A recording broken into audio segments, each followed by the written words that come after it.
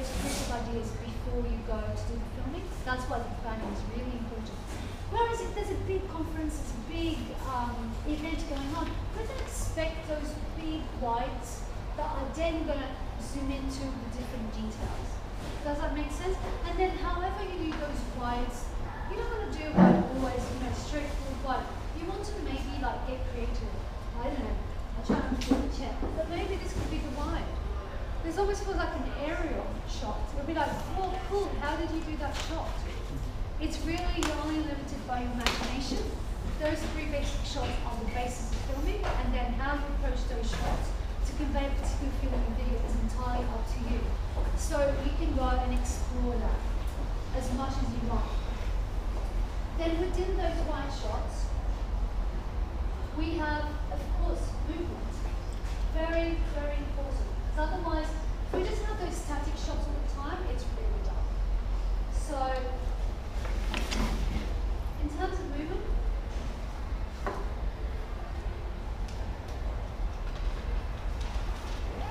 we have then three basic shots of movement. So we have the lock shot. The lock shot is basically that. I'm not going like that, I'm not going like that. That's your interview. Your locked shot, your interview is always a locked shot. Just like that. And I want everyone to get up on their feet with their cameras. There are some basics to no shaking, whoever asked that. Your basics. So basically when you film, your body is your tripod. So your feet are firm on the ground, you're the tripod. Rule number one, I know Samsung is in the middle, but for iPhone, camera is always at the top, not at the bottom. I'll explain why in a moment. Number two, hold the phone at all times with both hands. Number three, the further away from the body your phone is, the more the shake. Unless you have super arms, even then it's impossible. So it's really close. If I'm going to interview you, I'm going to keep this camera as close to my body as possible, still being able to see what's happening.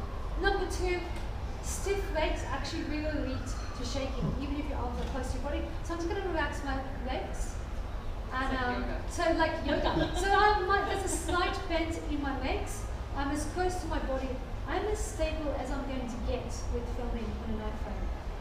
There is the option, the other trick of this thing, which costs $35. The only annoying thing with this is you have to watch so you don't put it over the buttons. Yeah. So I actually really like this. I find this really easy to hold. And you know what's great about this? Oh, this is like the perfect room for it. But basically, I could grip these. These are so grippable. I'll tell you, this week I was talking to my mum on Skype. I was doing my nails. I had this just gripped around my leg. And it was just there. I was lying on the sofa. I was like, "Hi Mum, how are you doing?" So you can grip this around anything, a tree, a pole, whatever. So for example, if I could grip this up there on that metal bit, that would actually give us a very cool panoramic shot of the room, except it's getting straight into the light, so it wouldn't work very well. But basically these things are absolutely fantastic. So you could use one of these potentially, but the basics really are to hold it. Okay, so we know our basic camera shots, which is the locked. The next one is we have panning. Panning is when we want to go from one side to the other.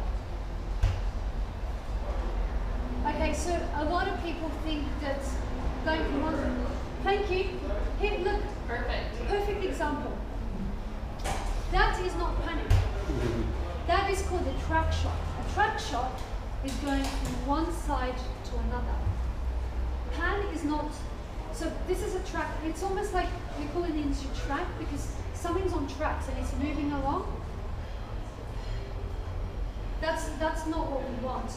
We want a pan, so this is why you need the camera lens at the top, because this is your pivot point. All the time we think we're filming with the phone. It's like filming with the phone. We're not. We're filming with this pivot point. So if you want to get, let me get a.